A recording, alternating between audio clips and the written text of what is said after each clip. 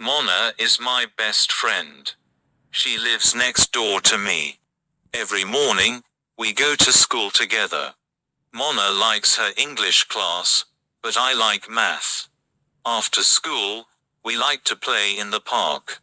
On weekends, she sometimes goes to the library or visits her grandmother. Mona has two brothers and one sister. Her favorite food is pizza. She wants to be a teacher when she grows up. The story of Mona's words. Every morning, when the sun began to stretch its golden fingers across the street, Mona stepped out of her bright blue front door. Right next door, at the house with the sunny yellow shutters, her best friend Leo was always waiting with a cheerful wave and a backpack full of books. School was a whirlwind of numbers, science, and art, but Mona's favorite time of all was English class. She loved how certain words sounded when her teacher, Mrs. Fable, read them aloud.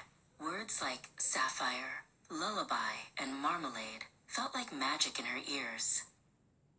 Today, we are going to write our own adventures, Mrs. Fable announced to the class. Mona's pencil danced across her notebook, leaving trails of curly letters behind. Beside her, Leo was busy sketching a map of a mysterious island to go along with their shared ideas. When the final bell rang, Mona didn't head straight for the playground. Instead, she followed the scent of old paper and quiet whispers to the town library. She loved the way the tall shelves looked, like a wooden forest filled with hidden treasures. Leo joined her among the stacks, his footsteps muffled by the thick carpet. "Look at this one, Mona. It's about a robot that lives on Mars," he whispered, pointing to a shiny cover. Mona smiled, but her hands were already reaching for a book about a girl who discovered a secret garden. Later that afternoon, the quiet of the library was replaced by the energetic shouts from the park. Under the bright blue sky, Leo and their friend Jax raced across the emerald grass. They were focused on a black and white football, kicking it back and forth with practiced ease. Mona sat nearby on a cozy checkered blanket spread out under a leafy oak tree. She took a long, refreshing sip of her cold orange juice. The bright, tangy flavor felt like liquid sunshine, and the condensation on the glass made her fingers feel tingly and cool. As she watched her friends play, Mona's mind began to wander to the future.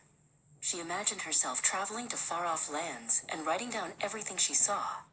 Maybe she would be a journalist, or a novelist, or even a poet who lived in a lighthouse by the sea.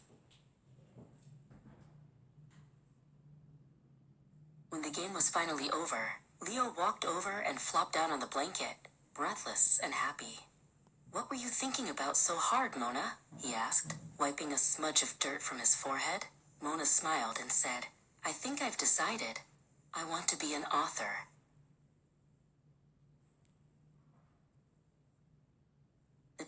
Mona felt a sense of excitement for the years.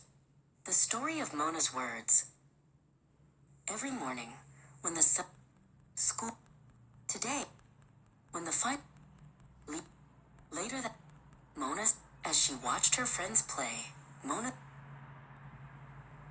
the two friends walked. The story of Mona's words.